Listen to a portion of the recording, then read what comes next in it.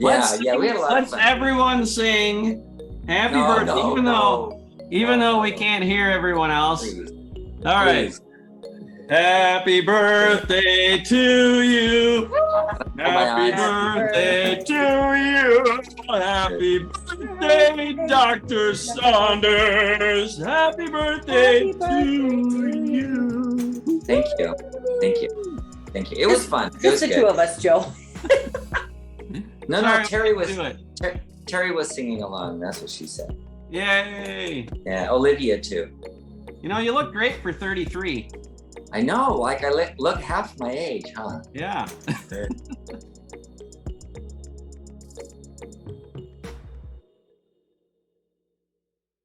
Hello. Welcome to the Fixed Blood Sugar webinar. Happy Wednesday. Some of you may be catching this on a different day. Lots and lots of messages this week about people who are busy and they wanted to know if they could catch the replay. Guess what? These are all recorded.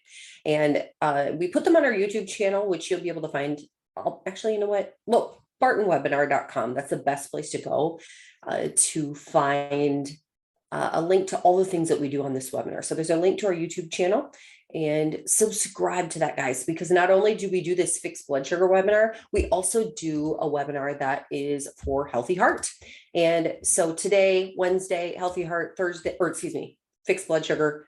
Thursday is our healthy heart webinar. You can also subscribe to that webinar so that you'll get notifications at bartonwebinar.com. Again, that's another free webinar. So don't miss out on those, guys.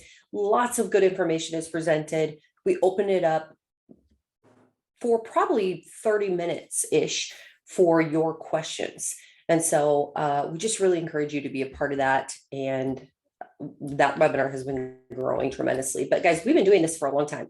200 plus webinars just talking about type 2 diabetes. And Dr. Saunders, why is type 2 so important to talk about?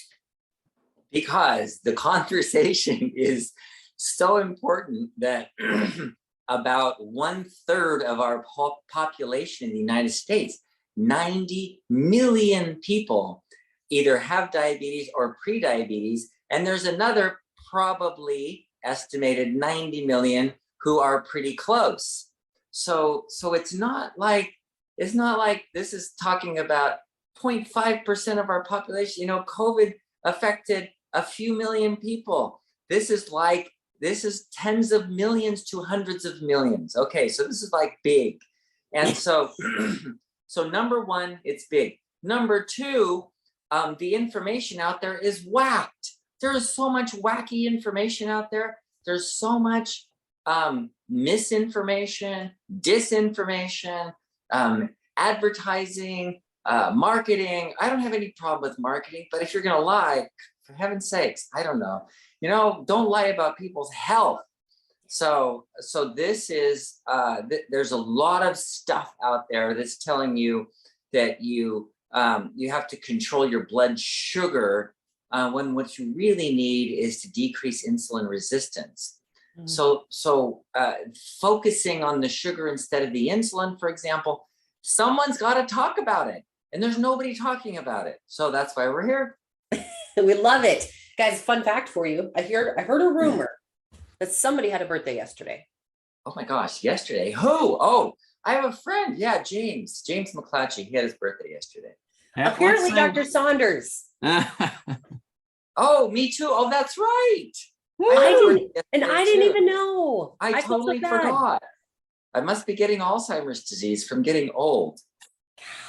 Yeah. Fun. We had a lot of fun. Let's everyone sing happy birthday, even though we can't hear everyone else. Please. All right. Please. Happy birthday to you. Happy birthday to you. Happy birthday, Dr. Saunders. Happy birthday to you. Thank you. It was fun. It was the good. two of us, Joe. No, Terry was singing along. That's what she said. Yay. Yeah, Olivia too. You know, you look great for 33.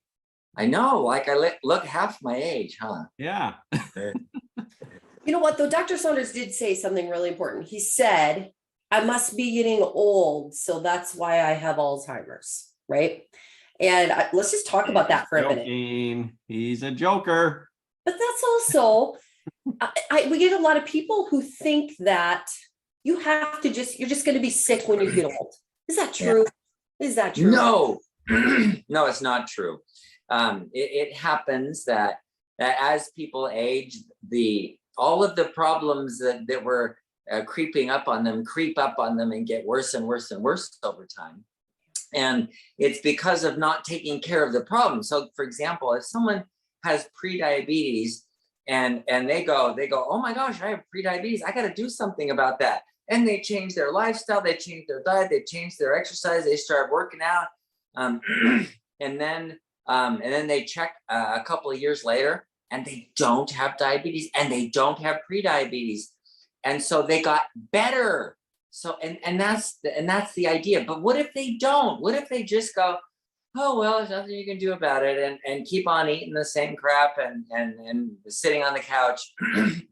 Then they're going to get worse. And they go, well, you get old and it happens. No, it was so funny. A friend of mine, Pat, she's had cancer 3 times. She's had surgery multiple times, chemotherapy multiple times. And she is one of those really active people. She's up walking around. She's walking her 3 miles a day. She's 80 years old, 81, I think now. And so she was in an oncologist's office checking up on her cancer. She had a intestinal cancer. And she was in the oncologist's office checking up. And there was a woman there who looked considerably older. And she goes, yeah, when you get my age, it just gets so hard. And so she turns to her and says, well, how old are you? She says 69. And Pat's like, oh, I'm not going to tell her how old I am. She's 81. Anyway, it's not getting old. It's just not taking care of yourself. Yes. And that's why we're here, guys. We're here to talk about how to take care of ourselves, how to prevent these things that they say you just need to take drugs for, maybe even preventatively. We just want to talk about ways to keep our body healthy. And we know that a lot of you who are even on this webinar right now have had great success in reversing your type 2. And so we'd love to hear from you. Share in the chat how you're doing, how this program has helped, how the webinar has helped, any of our products and that kind of thing. We're going to go through some information today. We're going to go through a lot of questions. So if you have questions, post those in the Q&A. That's the easiest place for us to manage the things that come through. Facebook, you can type in the comments. YouTubers, we're so glad that you're here. You may be catching the replay. Be sure to click on those links, bartonwebinar.com, or there'll be a link for you to find our products as well. But you can post your comments there. One quick disclaimer, Dr. Saunders is not your doctor, so please consult your personal healthcare person before implementing any of the things that we say here today, because of course, everyone is different. And with that, I want to just go ahead and begin. I've gotten a couple emails and lots of questions. Someone were diagnosed with type 2, and their first response, the first thing that they think to do is, they have the medicines that their doctor has prescribed to them, not fully understanding what they're doing or why they're taking them exactly. But the first thing that they do, a lot of people know that they want to try something different. They don't want to deal with the side effects of these medicines. So they may end up on the internet searching for natural pills to reverse their type 2. And you know what? We have a product that we get a lot of questions about. People say, can I take Cinechroma to reverse my type 2? Is this the trade-off instead of prescription drugs? And Dr. Saunders, I just want to get your answer to that. We've talked about this a few times, but what do you think? We talk about it a lot. And I've had issues with this ever since, gosh, in my practice, I have had 2 naturopathic doctors. I've had nutritionists. And, I had like 10 employees, and we're all working together to try and help these patients. And they come in and see these other practitioners, and they go home with armfuls of pills. And they've got or a box of, supplements. And how do you keep to this one's 2 times a day, this one's 3 times a day, this one's 5 times a day? I don't know. It's just like, and then they have to be taking pills. I had somebody come in my office with one of those pill things. It's like a calendar or something, like 1 week, 7 across and 5 down. And she would like just to open up every little window and put a pill in there, and then open up each like one, and then open up another bottle and do the same thing with the other ones. Wow, all day long figuring this out. Okay, the answer to your question is that as a rule, the pills are not the answer to your problem. That they don't fix the problem unless some people actually have diabetes due to a deficiency of these things. And I've tested, and there are a lot of people who are at least don't have enough and may even be deficient. So things like chromium, vanadium, these are necessary for using your blood sugar properly. And if you're deficient in chromium, you could have diabetes just for that. So we've had people come on and they go, oh my gosh, I've been on Synochroma for a week and everything went away and all my blood sugar is normal and everything's normal. I'm like, well, okay, you're deficient in chromium. That's the reason. Guess what? If you're not deficient in chromium, this is not your answer. This is not going to fix your problem. So the reason for the supplement is to assist people because a lot of people are deficient. So fine, take the supplement. Good idea. But that doesn't take the place of doing the program. And so the program is the book. That's why. All right. And what does he mean by the book? Here's the book, you guys, the Diabetes Solution Kit. We talk about this a lot. You can find this at bartonwebinar.com. But Dr. Saunders, can you give us just a kind of an overview of the book? What is this? Okay. It's really actually a very simple program. It is 3 stages, 3 steps. In phase 1, you are essentially on a very low carbohydrate diet. So what is that? Well, you're detoxing from carbs. Well, why do you need to do that? Because your cells are so jam-packed with carbohydrates that they don't even make insulin receptors anymore to bring more sugar into the cell. They don't need them. No way. They block off all the insulin receptors. And so now you have insulin coming around to your cells and going, oh, nothing there. And so your insulin doesn't work because there's no receptors on the cells for them. So you have to detox from all the glucose in there, use it up. So what do? Quit eating glucose. And that's really simple. That's our first stage, is a detox. The other half of it is exercise. So you're out there exercising, running, doing stuff. And what are you doing? You're using up all that sugar that just jam-packed all the cells. You're using it. It doesn't take that long, really. You can only store a few days, maybe, of sugar. And so as you're exercising, you're using it up. And then the cell starts being depleted of sugar and it goes, oh my gosh, I need more sugar. So it starts making a bunch of insulin receptors because insulin opens the door and lets the sugar in. So that's what insulin receptors do. So that's why it's so important to start out with that detox and cleanse. So you're detoxing, you're cleansing. Then stage 2 is, okay, I have insulin sensitivity now. Now what do I eat? I don't have to be on a 20-gram carbohydrate diet for the rest of my life. What do I do? Well, that's kind of a simple thing, and that's where you individualize the program. What types of foods do you like? I can't recommend broccoli to everybody because a lot of people are going, I hate broccoli. Well, so I recommend, and they go, okay, they eat it once, and they go, I hate it, I'm never going to eat it again. And so how does that help them if I'm recommending foods that they don't eat?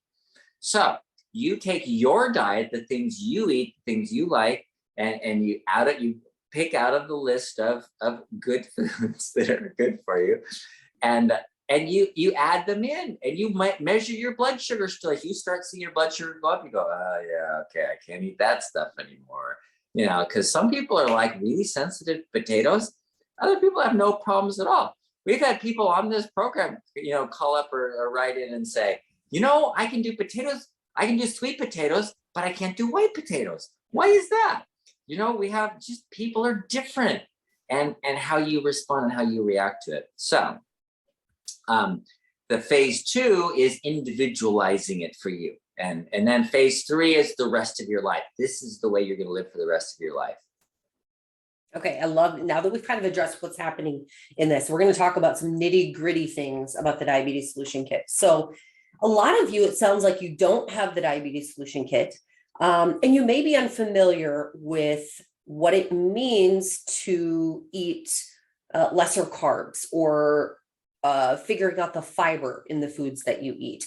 The goal in phase 1 is to stay under 20 grams of carbs, net carbs, while you're in phase 1. And so a question came in that you do really need to think about when you're figuring out those foods that work well for you. And if you read this, it will explain this also. But I'm going to go ahead and answer this question from George. Is pineapple a good fruit to eat for a pre-diabetic? You're going to answer it, right? Oh, maybe I did say that. I meant ask. And I was going to ask it. I can answer it. I will say pineapple probably is one of the most sugar-ish fruits that there probably is, I would guess. I don't even know how many carbs are in pineapple. Yeah, tropical fruits tend to be pretty high in sugar. So mangoes are like super high. They have a lot of fructose in them. Pineapple, oranges,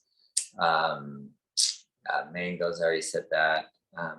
Anyway, Yeah. all those tropical fruits, they're pretty high. Bananas, pretty high in carbs as well. So if you're pre-diabetic, you want to do the same thing. You want to detox and cleanse. So to detox, you want to get off the sugar.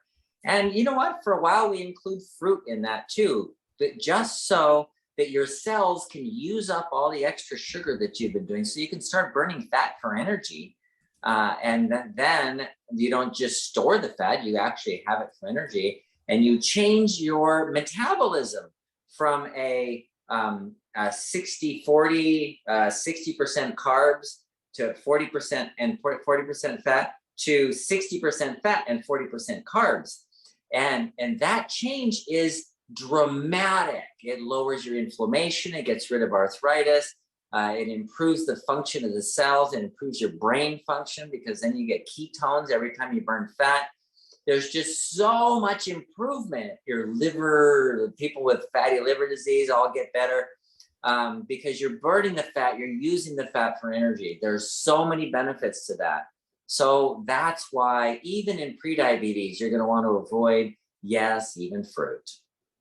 Unfortunately, right? But if someone is, say they have some favorite foods, they're eliminating them for phase 1, does that mean that they always have to take those out of their diet? Do you think they'll be able to bring them back in ever? Oh, yeah. Once you're insulin sensitive, in fact, you can have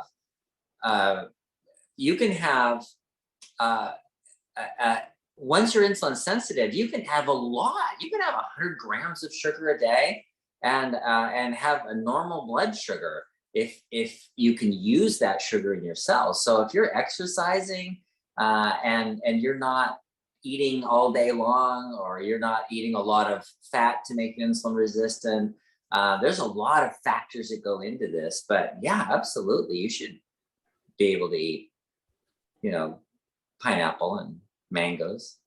And the fun thing is that you'll get to the point where you'll be able to feel the way that your body responds to that. I mean, you're going to feel different if you have been eating, I say clean, but eating to the point where your blood sugars are in the normal range.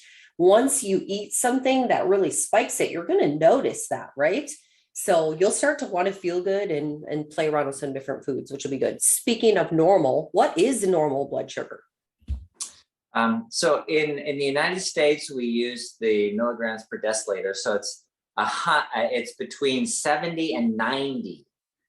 So often they'll tell you around 100 is okay. Yeah, that's okay if you have diabetes and prediabetes. But where you really want to be that prevents kidney problems and brain problems and neuropathy is that 70 to 90 range. If you're in Canada, it's 4 to 5, so 4 point something, less than 5, so somewhere in there. All right. A couple messages here about eating low carb. Don says, are net carbs a legitimate thing? And maybe I didn't mention that, but your net carbs are taking your carbs minus the fiber, and that gives you your net carbs. So that's what that means. So yeah. So that's interesting. I read a few articles on this. this idea of net carbs, and no, it doesn't mean anything, and yes, it does. Net carbs are actually really important. You'd be surprised that you don't use fiber carbohydrates for energy, so it doesn't contribute to your blood sugar. In fact, it's a negative. It prevents your blood sugar from spiking. So the carbs are actually useful in more ways than just feeding your good bacteria in your intestines. They decrease the rate of absorption of sugar. So if you eat something like watermelon has a super high glycemic index, which it has no fiber in it hardly at all. And it's just like sugar water. So you're getting all this watermelon and the blood sugar just goes up fast. It spikes up really high and really fast. You eat ice cream, get the same amount of carbohydrates in ice cream, and you have this slow absorption. Why? Because the ice cream has fat in it, and it kind of slows the absorption of the sugar. So you're not, it's coming out of your stomach more slowly. So it slows the absorption. Fiber does the same thing. You don't have to have fat. Fiber will slow the absorption of sugar. So you have a slow curve, slow going up instead of a rapid rise. So fiber is so good for you. And no, you don't want to count it in your carb count. So 20 grams of carbohydrates means that's 20 grams of sugar, that glucose or fructose for that matter, that you can burn for energy, not the stuff that you don't burn. All right. We have someone new here. I think it's Devinder. Haven't started the program yet, but would like to know the right way to follow the program. And I think you asked this before we went into all this information. So just wanted to welcome you here today. Let's see. Okay, Brian says, I was at 6.8 when I began this plan. After 180 days following the workbook plan, which is this, I dropped to a 5.8 and lost 30 pounds, but I couldn't quite afford all the supplements. And so I decided to test how I could do without the plan. Guess what? I gained 20 pounds back and I'm back at a 6.0. So I'm going back to phase 1 just to reprove that it works. Wow, that's amazing. Yeah. And you know what? That's perfectly okay. And that's kind of the way it goes. You know, when the Vilas were talking about how they went into phase 3 and they started gaining weight and the blood sugar went up and they went back to phase 1. You know, that's the idea. You learn how to do it. And then you don't need the book anymore. You don't need the supplements anymore. What you need is to just go back to phase 1 and start doing that again to get insulin sensitive, and then work into phase 2 where you're going, okay, maybe I don't tolerate all the having pineapple mango smoothies every day or something like that. Yes. And just to clarify, watermelon, that's another one. And just to clarify too, often, there are people that start out with buying a lot of the supplements, and Dr. Saunders talked about that. But the real magic really starts here. I feel like this gives you a good idea of where you're at. And so I know, Brian, you said you couldn't afford all the supplements, but hopefully even without the supplements, you just start back at this with phase 1 and see how you do without even worrying about the supplements right away. Okay. So many messages, guys. This is great. Dan said he did the program. Phase 1 went from 7.9 to 4.6 and have kept it there for 6 months. Nice work. Wow. Yeah. 7.9 to 4.6. Okay. Is that sugar or A1C? Because 4.6 is a little low on A1C, but that's great if it's blood sugar. If your blood sugars are going from 7 to 4.6, that's awesome. Dan from Ohio. So not Canada numbers. No. Yeah. Okay. So if that's, he would go with A1C, that's wow. Because 4.6 is not only non-diabetic, that is an optimum. You know, the upper 4s is kind of the best place to be for A1C. Nice work. All right. Judy says, old is only a number. Try 77, but I feel young. Every day renewing my mind and being thankful for the Lord and leading me to your webinar and tuning in every week to learn more. Thank you all, Dr. Saunders and all. That was from Judy. Judy, thank you for learning at 77. I think that is awesome. I hope you learn throughout your life. I intend to be a lifelong learner as well. So that's inspiring to me. Yes, thank you. Bruce said, well, I started the detox and I found myself not feeling very good.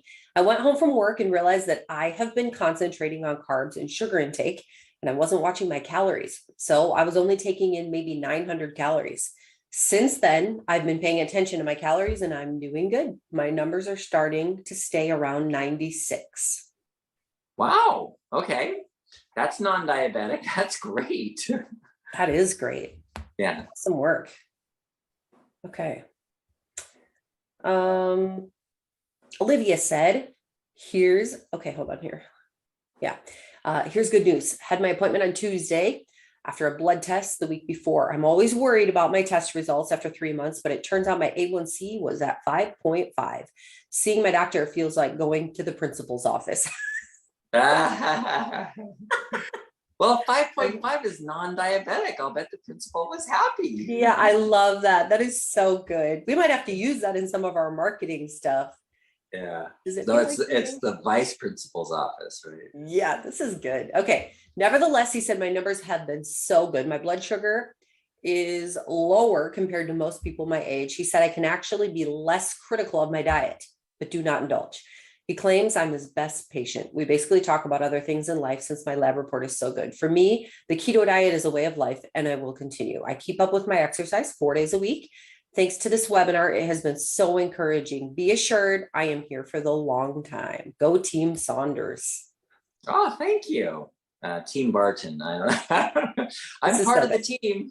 No, Dr. Saunders, he's the main guy here. I love it. Okay, I got to copy this. I'm going to send this to our team. They love hearing these things. So thank you guys for sharing all of this. We so appreciate it. Team Saunders, Leslie, star of the show. I mean, I just like sitting in the background here. I'm posting on the chat about how I like eating beef jerky. All right, this is great. Living the life. And I'm going to I haven't even seen that yet. I'm going off camera to clean my office a little bit. Okay, bye. All right. Let's see. Ernest says, how do we get the updated version of the book? You know what? If you've already purchased it and you want to get the updated version, just email support@bartonpublishing.com. That'll probably be the best thing to do. So let me see here. Okay. I think we already addressed that one. Okay. Devinder says, what is the minimum I must start with in addition to Synachroma and the phase 1 instruction? And actually, this is where you start. Yeah. That's where you start. That's it. Yeah. And the book's really good. It's got worksheets in there to write down what your goals are and how you feel about things, and foods, and there's all kinds of stuff to work through in the book. So yeah, just start with the book. All right.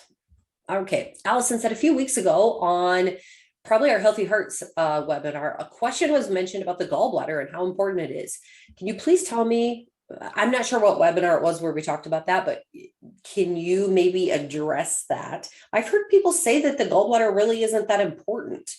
And it says, my doctor says my CRP is really high and I need my gallbladder out.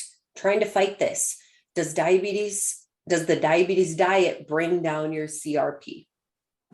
Okay, C-reactive protein is a marker for cellular distress. So it could be inflammation.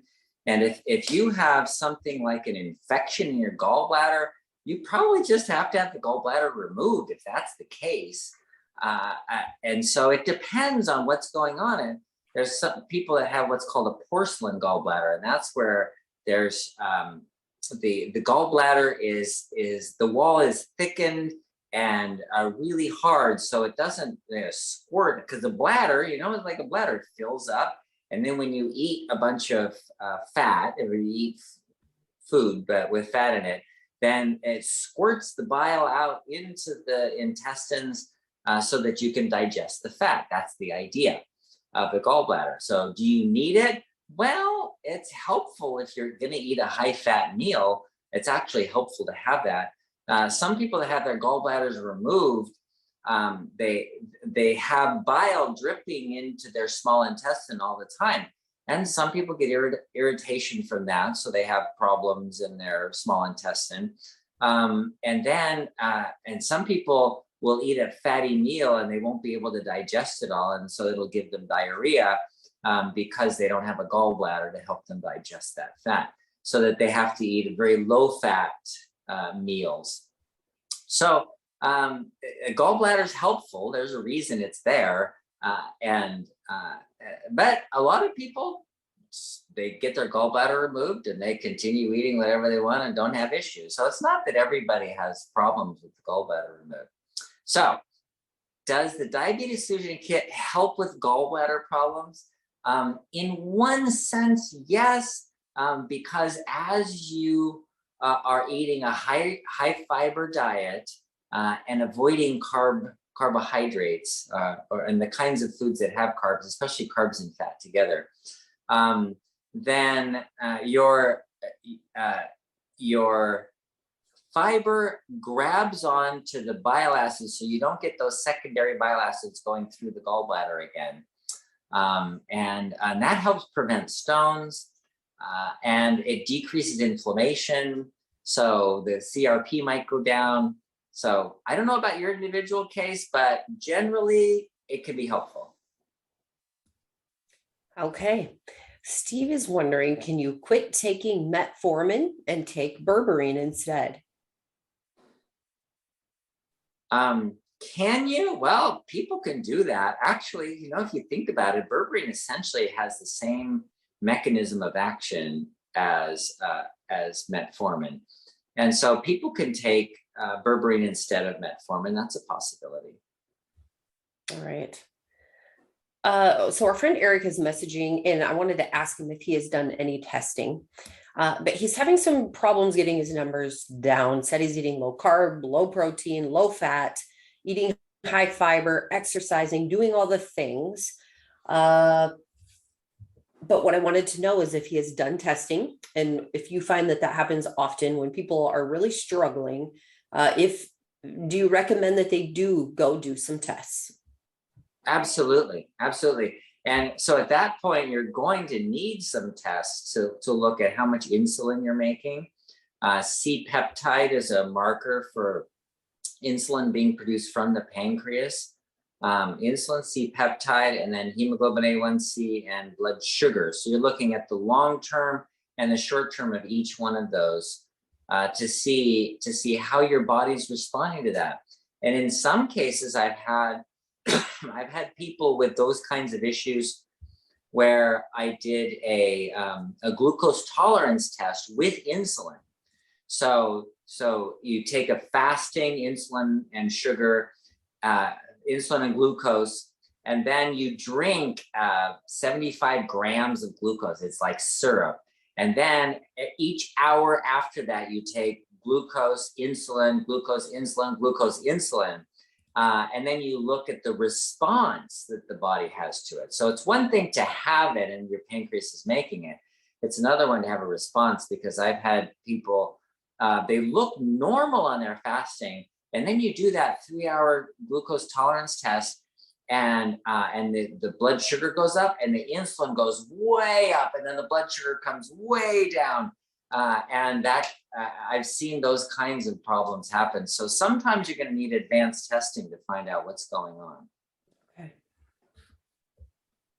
All right. Okay. Larry had asked this question in the Facebook group. We do have a group, Barton. Okay, I got to think. What is it? Barton Webinar. And it's a private group on Facebook where you can ask questions and other people will answer. We try to get in there as much as we can to answer things, but I think we missed this one. He wondered if we have any products like a Carnation Instant Breakfast. If I am not mistaken, there's another brand that only has 3 grams of sugar. Do you have any thoughts about those types of things? Yes, I do. They're horrible. I know, instant breakfast, right? You don't want to make a smoothie. I don't know. Yeah, the powdered breakfast, powdered anything, even the protein powders, most of the vitamin powders, it's junk food. This is processed food. This is not, it's not real. I don't know. I would be very careful with any of those kind of things. There are a few, the green that are just like powdered greens or something like that that you can add to a smoothie. Kind of those kinds of things are good. Some of them, and some of the fiber things, those are good. But remember that powdered stuff is mostly processed food. So, and those are the kinds of things to avoid. Okay, Anonymous had been sent to the ER recently. They did some checking for heart, other tests. This person was really dizzy. They'd been fighting a stomach or an upset stomach due to an infection, possibly food poisoning, and may have been dehydrated. They said, I managed my blood sugar without medication and blood pressure with valsartan, blah, blah, blah. And they're just wondering if you have suggestions to mitigate dizziness in the future, or could have this just been a possible result of the dehydration? So can dehydration make you dizzy? Yes, dehydration can make you dizzy, especially if you stand up. If you stand up, if you measure your heart rate, and it's going along, I don't know, 70 beats a minute or something like that, and you stand up and it goes up to 100 beats a minute, you're probably dehydrated. And very often the blood runs out of your head and you get dizziness. So that's that type of dizziness. And yes, dehydration can cause that. And dehydration, remember, you can have 3 reasons for dehydration. One is a lack of water. Another one is a lack of salt. If you're not getting enough salt in your diet, you can get dehydrated pretty easily. And then the other one, the last one, is a lack of potassium. And a lot of people are deficient in potassium, and that's intracellular dehydration. So when people tell me, oh yeah, I'm drinking water all the time, I'm always thirsty. And does the water quench your thirst? No, I still feel thirsty. That's usually an intracellular dehydration. And what that means is you're lacking potassium. How do you get potassium? Fruits and vegetables all have potassium in them. The potassium in avocados and potatoes and tomatoes and celery. The people are drinking celery juice these days. It started with Michael Anthony, the medical medium, right?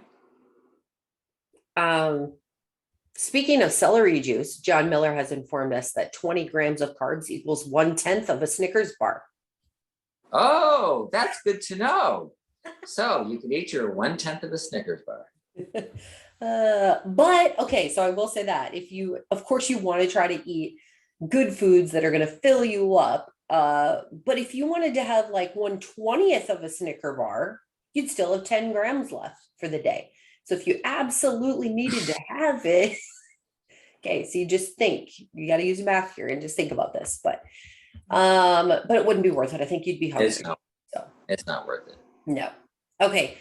We had just kind of talked about dizziness, and Harold said that he had asked about balance issues last week that might be the result of diabetic medications. And there are several of his colleagues with the same condition. And he thinks he may not have understood the answer to the question. Could you please repeat your answer to this condition, possibly with a little bit more detail? It's interesting that your coworkers all have balance issues.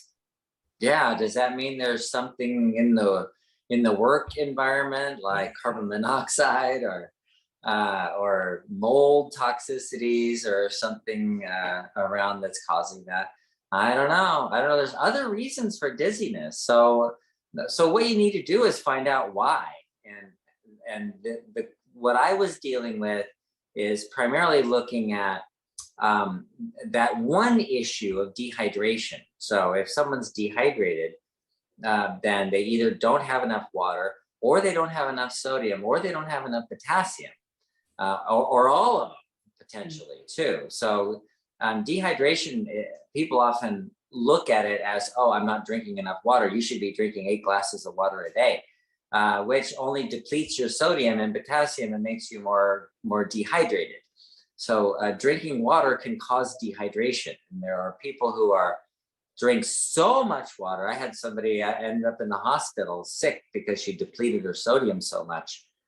She could have died. In fact, there was one woman in California, Sacramento, that died from drinking too much water.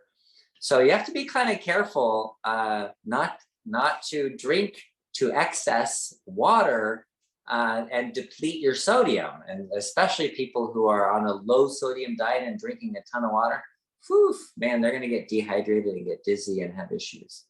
Yeah. I follow a runner from Duke University on social media, and she ended up in the hospital for a few days because she drank too much water. And I mean, she was real sick. So that can be scary. Okay, so this is an interesting question here. Hi, Dr. Saunders. I would like to know if I'm doing anything wrong in my keto diet that I just started, because I'm experiencing growling in my tummy and my stool is very watery. Is that normal? My glucose is 8.3 every morning, and I'm looking forward to my A1C result. I've not been on metformin and Tringenta for a month. My doctor said I should stop taking them because of the intermittent fasting. Thank you for your help. Yeah, okay. So follow your doctor's advice. I agree with that. And then your question about does the change in diet cause intestinal issues? Absolutely. Yeah. You're changing your diet. You're changing what you're feeding your bacteria in your colon. And so that's going to make a difference too. So how much fiber are you getting? And so if you're on the ketogenic diet and you're not getting the free foods, the high fiber foods like the broccoli and cauliflower and lettuce and spinach and kale, if you're getting that stuff, then well, depends on the bacteria in your intestines. So what do you do about that? Try using a probiotic. And try switching probiotics. So try one. If that doesn't work, try a different one. That doesn't work, try a different one. You know, probiotics are not all the same. And it's not a simple question of, oh, this is a good probiotic and this is a bad probiotic. Because it's the one you need and you're unique. So I had a case of somebody who I told him to take a probiotic because he had irritable bowel syndrome. And so he went and bought the most expensive refrigerated one in the health food store. And his wife goes shopping along and she picks the cheapest one off the shelf in the grocery store. And the one that she got him worked and actually made a difference in his diarrhea. And the expensive one he took didn't. So I'm not saying the expensive ones are bad. I'm just saying that, don't throw one away just because it seems like it's cheap or whatever. I don't know. Yeah. A couple of questions about fruit and pineapple. First of all, Alexander includes pineapple in a kale and spinach smoothie to help maintain intestinal health. Alexander says, my understanding is that pineapple has nutritional benefits aside from sugar content. And so I just want to address that really quick. We do talk about a lot of fruits and things like that. And it's not to say that they're bad, but when you are trying to lower your carbs, especially in phase 1, it doesn't fit in that plan. It doesn't work with your body well. It's not that you can't have it later. We're not trying to kick pineapple out of the world. We're just no. phase 1. No, by no means. In fact, people that have like diverticulitis or some bowel problems, parasites that they're trying to get rid of and stuff like that, I often tell them to do exactly that. A kale and spinach smoothie with pineapple and fresh pineapple. And I can't put canned pineapple in there. The fresh pineapple has bromelain, has enzymes in it that aid in absorption. So if you have that kale, spinach, pineapple smoothie, and I had somebody who had diverticulitis and didn't want, they said he was going to have surgery because they had an abscess. And he goes, I do not want to have surgery. I ain't wearing no bag, doc. That ain't going to happen. So I said, okay, let's see if we can do a cleanse and clean it out. And that's all he did for like 2 weeks. Was what he called the green slime. Kale, spinach, and pineapple smoothie, and it completely cleaned him out, and he didn't end up having surgery. So I don't know. I think it's great, but if you're on phase one, count it in your carbs. Yeah. Someone else had asked too, what is the best fruit? So what are some fruits that you might be able to include when you're on low carb, phase one or phase two? Okay. There are often things you don't think of as fruits. I just got back from Mexico. Pepino is a cucumber and tomatoes and bell peppers, strawberries, blueberries. So if you think berries and then things that are generally not sweet, you could have those. You can have a lot of those. In fact, some of those are on the free list. Some fruits are. So yeah, it's in the book. Good question here from Ronnie. Is Metamucil good to include in your diet after meals? Okay. The issue that I have with Metamucil is not the fiber in it, it's the sweetener in it.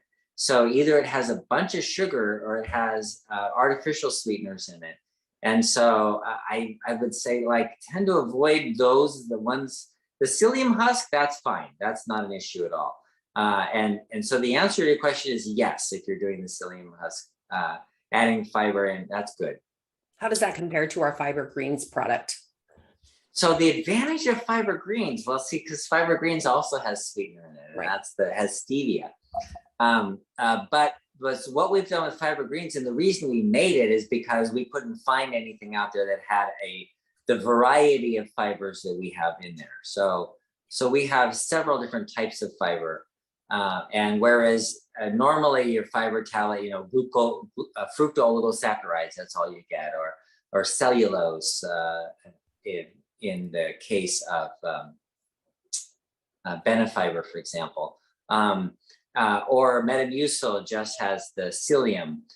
So we have a wider array of fibers, and that's why we made it. Yeah, so here you go, guys. This is on our Bart Nutrition store. You can see, it's funny, we're a split household in my house. I like the iced tea lemonade, and my husband likes the green apple. So there are two options for you. If you're at the point where you know that you can tolerate stevia, that's an option. But if not, hold off on phase one. And guys, if you're looking to purchase any of our products, you can use code webinar25 to save 25% also. Okay, good question here from Brian. Does a low-fat meal include oils such as olive oil or coconut oil? My wife had to have her gallbladder removed and she has symptoms just as you discussed.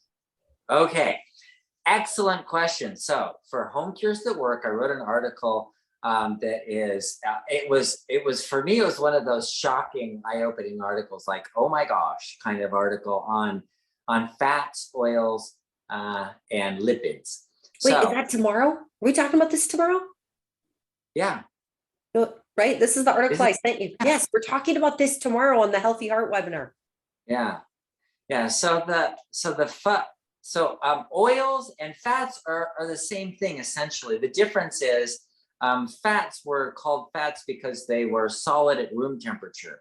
So and then we call them saturated fats. And then the oils are liquid at room temperature. But now that we know the structure of them, they kind of mix all the time. And people say fat oil, and they're kind of interchangeable. They've become synonymous. In the medical literature, they'll say lipids instead of using fats or oils. And lipid is just a long chain fatty acid that doesn't dissolve in water. It's not water soluble, essentially. So the answer to your question is absolutely that fats include oils. So including coconut oil, olive oil. Yeah. So a low fat diet doesn't have any of those. But the interesting thing is, like broccoli, we don't think that is a good source of fat, but it's a great source of fat. In 1 cup of broccoli, there's 100 milligrams of omega-3 oil. And that's the good kind. That's the one you want. And the omega-3 to omega-6 ratio is excellent. There's 10 times more omega-3 than omega-6. So you get the good kind of oils. And so you don't think of, broccoli as a good source, but it is ultimately. And so you don't need to add oils. It's not necessary. All right. Aubrey had asked, what's better for you, MCT oil or beta hydroxybutyrate? Okay, so the MCT is from coconut oil, medium chain triglyceride oil, goes through the liver and is made into BHB, beta hydroxybutyrate. And it's used for energy, the byproduct is this beta hydroxybutyrate. Yes, there are benefits to both of them, but it's not the best. The best is actually to use your own fat for energy. So what that means is do the phase 1 of the program. That's a better way to do it. And exercise. And as you're exercising and you're changing your whole metabolism from a carb burning metabolism to a fat burning metabolism, then you're going to get BHB. Your body's going to make it. And as you're making it, then you have a constant supply instead of having to pop a pill or take spoonfuls of MCT oil all the time. I used to put that in my coffee, that with butter. Butter. What did we call that? Bulletproof coffee. Bulletproof. Yes, Golly used to do that all the time. Okay. We're running out of time. Okay. George says, I eat raw carrots, celery, tomatoes, radishes, cauliflower, broccoli, green peppers, and tomatoes 5 days a week for lunch. Is it appropriate for lunch or do I need to add fat? No, that's great. No, sounds like what you're doing is awesome. Yeah. How are you feeling? Yeah. Barbara said, I've been on high dose prednisone treatment for an autoimmune problem. I'm now being weaned from the prednisone and I'm decreasing the Humalog and Lantus. I'm not having low blood sugars, but I'm having the symptoms of low blood sugar about 2 times a week. When I check my sugar, when having the symptoms, it's usually 90 to 110. How do I deal with these symptoms? Okay, that's a great question. We've talked about this several times, and it's really a good question because hypoglycemia, there's relative hypoglycemia. And someone who's been on prednisone for a long period of time, especially, is resistant to insulin. And that insulin resistance doesn't allow sugar to get into the cells very easily. So you have to have pretty high blood sugar, high blood glucose to get it into the cell. So then you start eating a low carb diet and you're decreasing, and then your blood sugar's dropping low. And as your blood sugar gets down, now you don't have enough glucose to get into the cells very easily because of your relative insulin resistance. So then you get hypoglycemia, and it's a relative hypoglycemia because those glucose transport, there's less glucose getting into the brain. That's why you feel it. So what do you do about that? Well, that's where research comes in. And they did a study on rats where they took these diabetic rats and they dropped their blood sugar down to 40. Now, 40 is hypoglycemic, definitely. The rats are laying around, they're miserable, probably have migraine headaches and all these other issues. But on day 3, they're up running around and having a good time and acting like rats. And they check their blood sugar, it's still 40. So how is it that they're managing so well on 40? Well, it took 3 days, and they did a biopsy of the blood-brain barrier before and after, and found 10 times the number of glucose transport proteins in the blood-brain barrier to allow glucose to get into the brain. So yeah, at first they're hypoglycemic, but then as they make more glucose transport proteins, then they don't feel that anymore. So what you're experiencing is relative hypoglycemia. And what do you do about it? Push through it. That's what you do. Don't think that you have to eat something, drink orange juice, raise your blood sugar, because then that just contributes to the problem. You actually give it enough time for your brain to start making those glucose transport proteins so that you can get down into the 70s and not have hypoglycemia. Okay, Carl's asking, what is the best time to take my glucose reading?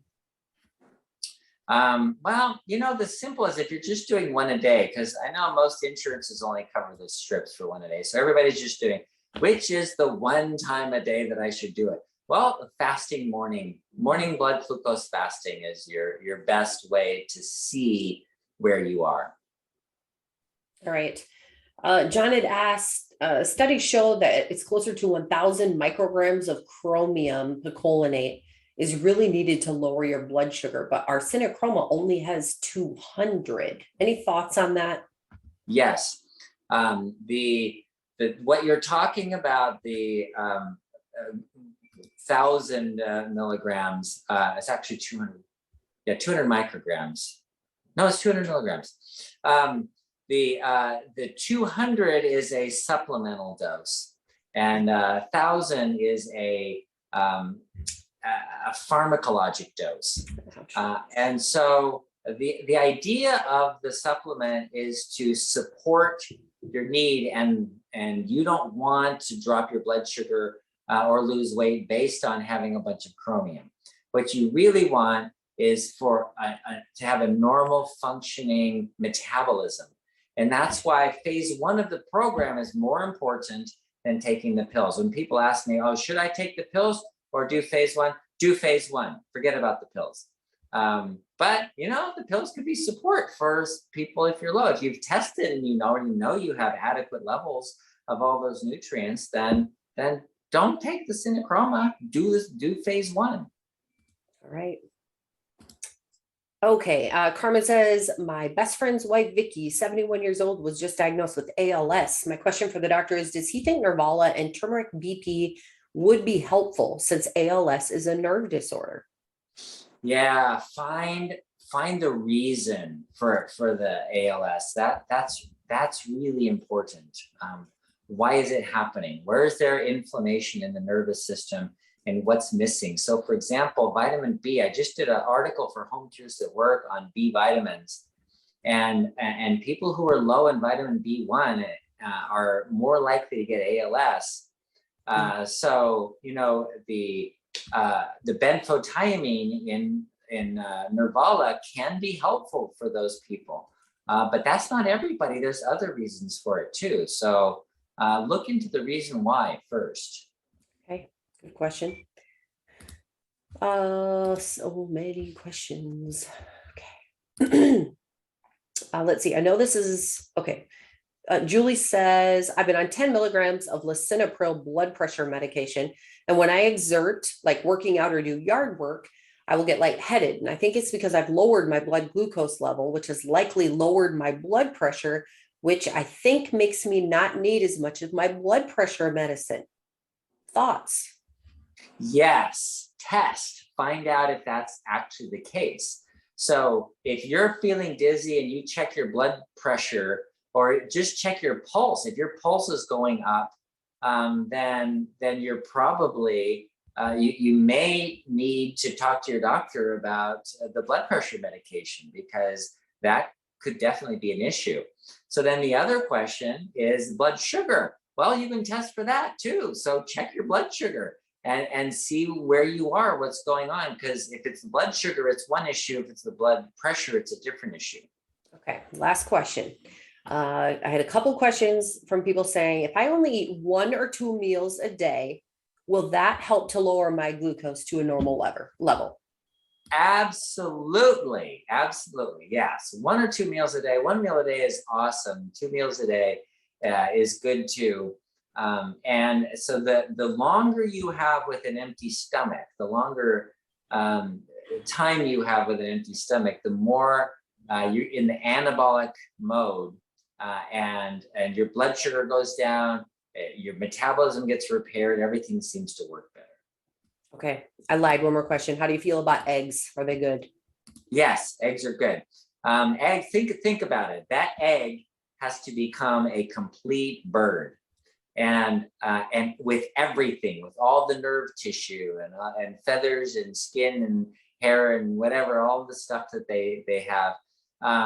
And so everything you need is contained in an egg. It's amazing. Okay, thank you so much, Dr. Saunders. See you You're tomorrow. welcome. Right. All right, guys, those of you who are still here, which is quite a few of you, we have another webinar tomorrow where we will dig into some more about those oils on our Healthy Heart webinar. So don't miss that. You can sign up for that at bartonwebinar.com. A couple questions that I can see that have come through.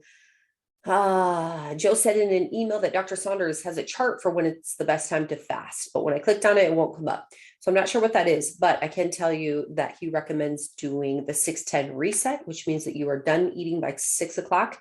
You are in bed on an empty stomach by 10, and that is what he prefers for fasting. You also eat right away in the morning. He would rather that you fasted at night versus fasting in the morning. Let me see. I saw something else. Okay. What episode number is this today? This is number 211.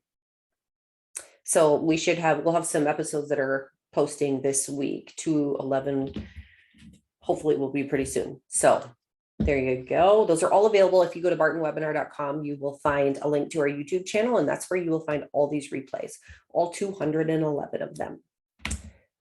Let me see. Lots of questions about the diabetes solution kit, guys. So you can get this at bartonwebinar.com. If you want the digital version, you can get that for under $20, and it will be, you can get it right away. You can download it right away. If you want the hardcover, or excuse me, the soft cover, but if you want this copy, you just pay a little bit more for that to be shipped to you. So bartonwebinar.com. Again, use code webinar25. You'll save 25. And you can start this right away. So phase 1, phase 2, phase 3, everything is in here.